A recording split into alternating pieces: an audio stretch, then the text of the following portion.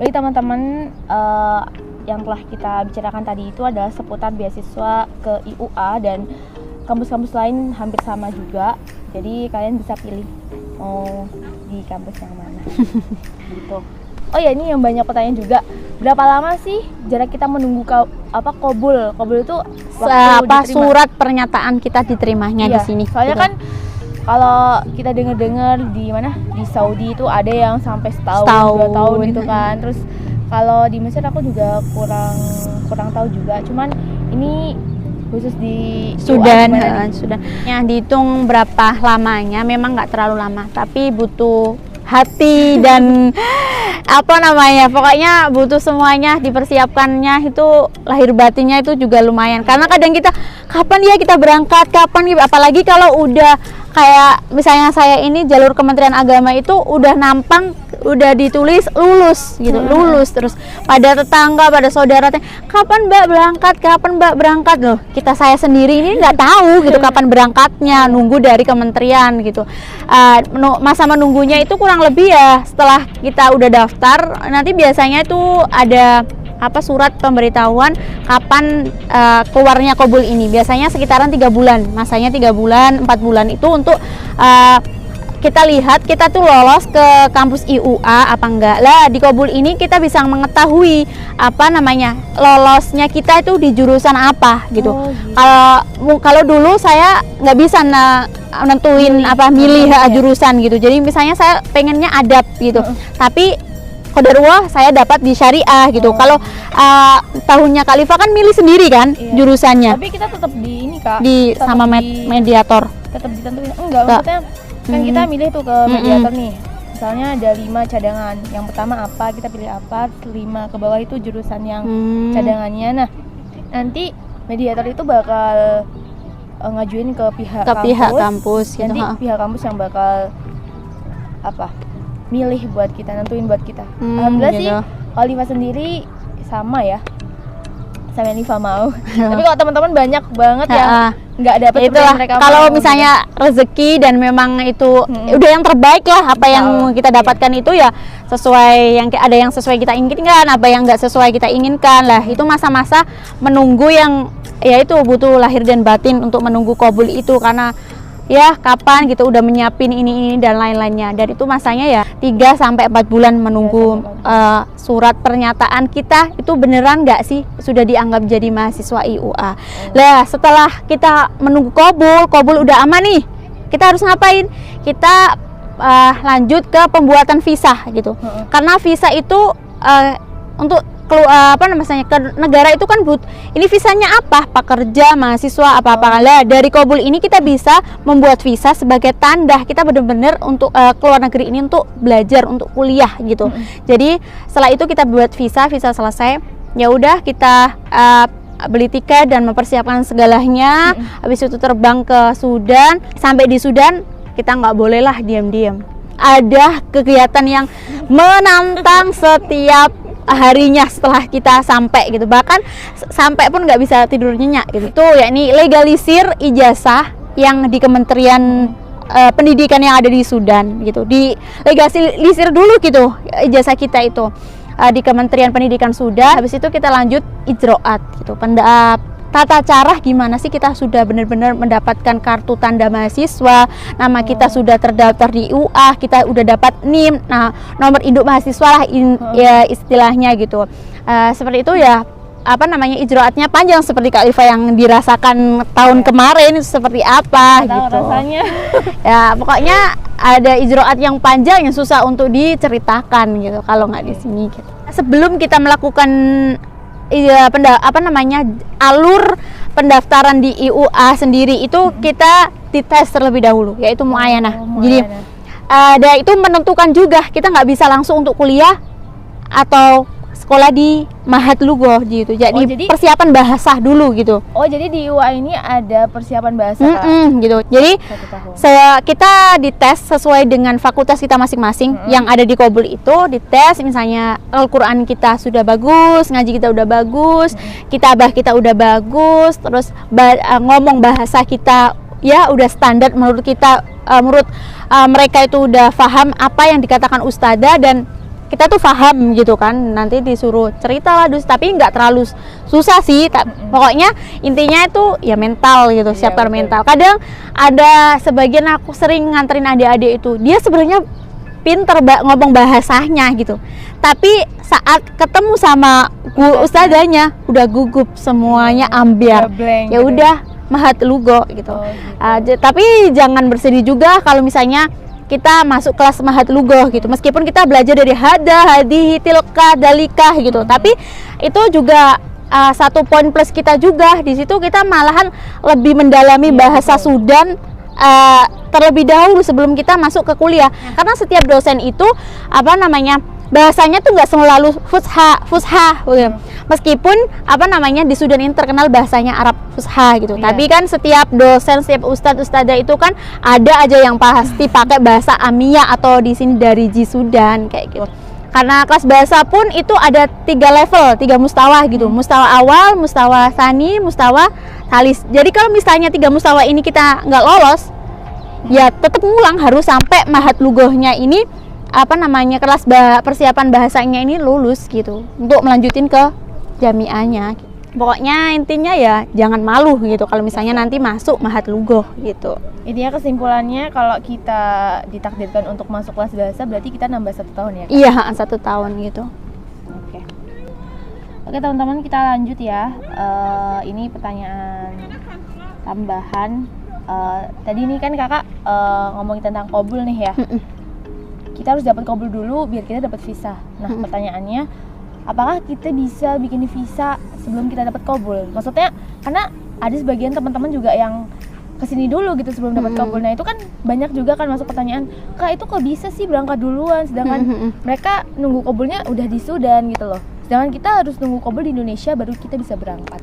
Sebenarnya bisa, tapi ya mungkin mediatornya mungkin diakali dengan apa, kurang tahu ya. Tapi memang ada yang bisa dan itu memang bisa gitu. Minnya dia itu, kekurangannya dia kalau dia udah bikin visa tapi dia belum dapat qabul dan dia udah terjun ke Sudan, udah terbang ke Sudan, terus Sudan ngapain gitu loh. Kan dia nggak ada surat yang negasin kamu di sini sebagai apa, pekerja, pelajar atau yang lainnya. Karena di Sudan juga kita butuh tempat visa tinggal kan. Kita harus memperbarui visa tinggal kita setiap tahunnya seperti apa gitu. Lah kalau kita nggak punya sponsor atau media apa yang bikin misalnya kita saat ijroat atau saat kita membuat visa tinggal itu sebagai apa, karena misalnya kalau misalnya kayak TKI, TKW itu kan dia memang visanya visa tinggal sebagai pekerja gitulah, sedangkan kita tertulis visanya sebagai pelajar, sebagai mahasiswa gitulah. Kalau misalnya dia tangan kosong ke sini tanpa bawa qabul, ya resikonya sangat besar untuk hal yang harus diterima sama dia kayak gitu. Cari amannya qabul di tangan baru terbang gitu. Oke, siap. Jadi biar lebih safety guys, kita berangkat ke sini benar-benar sebagai pelajar. Soalnya dulu aku ke Mesir pakai visa travel. Wah, itu nekat banget ya. Oke, lanjut ya teman-teman.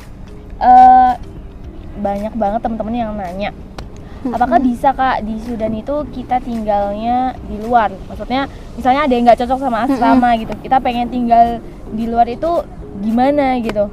Bisa.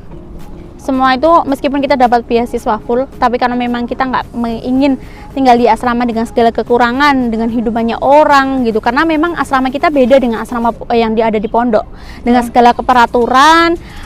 Di pondok pun kalau misalnya kita satu negara nih, itu pun masih banyak sering cekcokannya sama temen ya, gini-gini. Belum lagi kita itu di asrama yang ada hampir 10 negara yang ada di sini gitu. Jadi adat istiadat mereka beda sama kita, kebiasaannya beda, makannya beda, jam tidurnya beda. Jadi kita tidur jam 9, jam 10, mereka jam 2 baru tidur, jam 3 baru tidur. Belum lagi nanti ada yang mereka nggak suka tentang kalau misalnya berisik atau apa lah. Itu tergantung kita yang menyimpulkan mau tinggal di asrama apa enggak. Meskipun amannya tinggal di asrama karena udah dijamin dan ada yang tanggung jawab gitu loh. Iya, betul. Kalau misalnya di asrama yang tanggung jawab berarti kampus gitu. Iya. Anak ini kenapa kok bisa gini itu kampus yang tanggung jawab. Tapi ketika kita tinggal di keluar atau misalnya bahasanya kalau di Indonesia ngekos di luar, ya semuanya kita tanggung sendiri, dari biaya rumah atau kos, terus apa namanya air, listrik dan lain. Begitu pula dengan keamanan. Itu yang paling sering apalagi kita di mahasiswa di Timur Tengah gitu, keamanan itu kriminalnya itu lebih tinggi gitu. Yang pertama itu dibutuhkannya qabul itu tadi. Nama kita misalnya nama saya Tri Melisnawati, Daulahnya Indonesia, jurusan apa ini udah maktub di situ.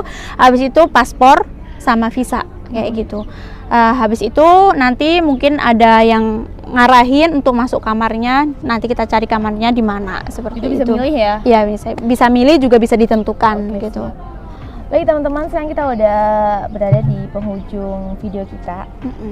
Buat mengakhiri video ini, aku mau nanya pertanyaan-pertanyaan lain ya ke Kak Mei.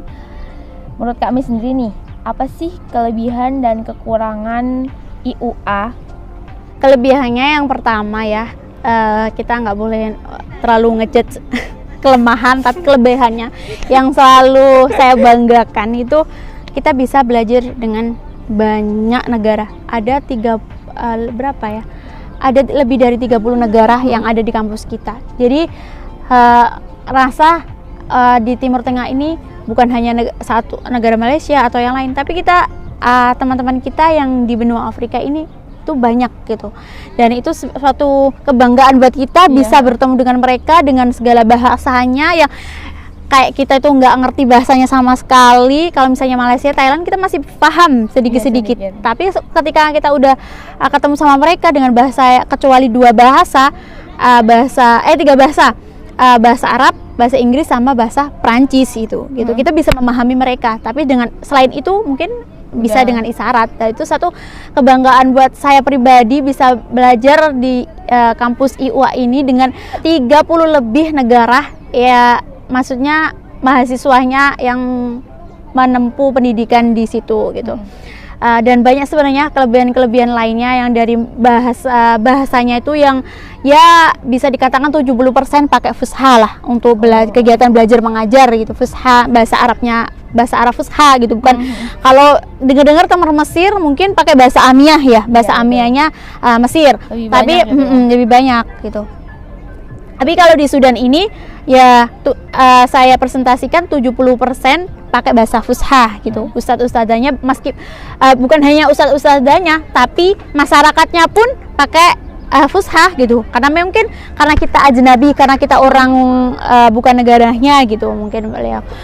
Terus masyarakatnya yang Masya Allah ya pokoknya negaranya yang selalu bikin kita berkaca untuk sabar dan syukur gitu, dan banyak kelebihan lainnya gitu.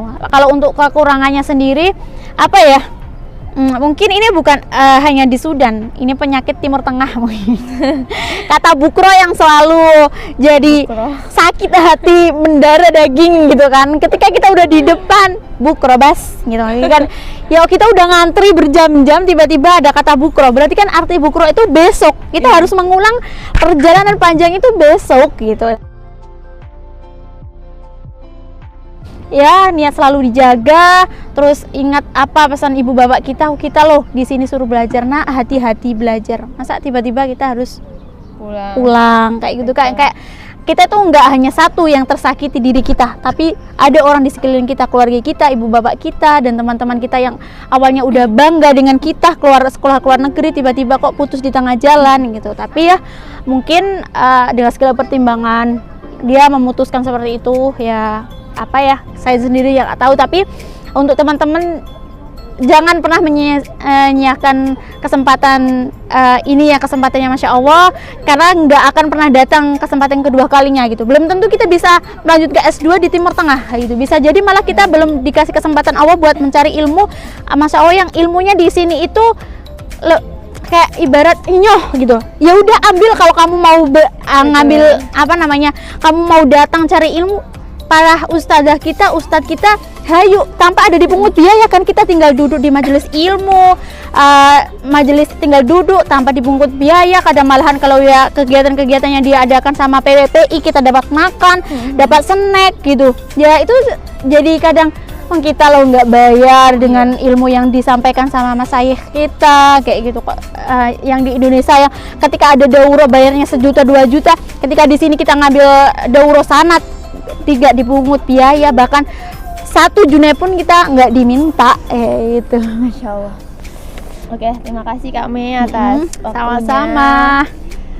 Ya teman-teman, alhamdulillah kita udah selesai ya apa ya sharing tentang scholarship itu. Dan buat teman-teman yang masih penasaran apa info-info selanjutnya, misalnya ada pertanyaan-pertanyaan yang belum terjawab di sini, kalian bisa kepoin DM, juga ya, DM di Instagram kita.